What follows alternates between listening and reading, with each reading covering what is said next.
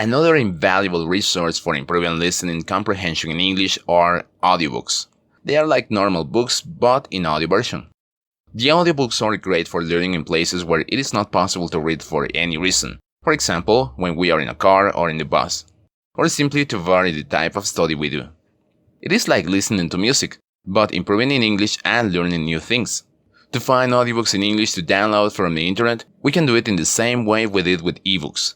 We only do a search on Google, such as best sites for free audiobooks. In the results, you will see several websites where they have dedicated the time to write complete articles with lists to download audiobooks. We are going to open some of these sites in individual tabs. In these listings, besides from the link, there is also a small explanation of the characteristics of each website, something similar to those we saw in the previous video. The best thing you can do is to take the time to visit these pages that contain these listings and then check the content in every site. Another very good way to find audiobooks to download is doing a search on YouTube. For example, download free audiobooks.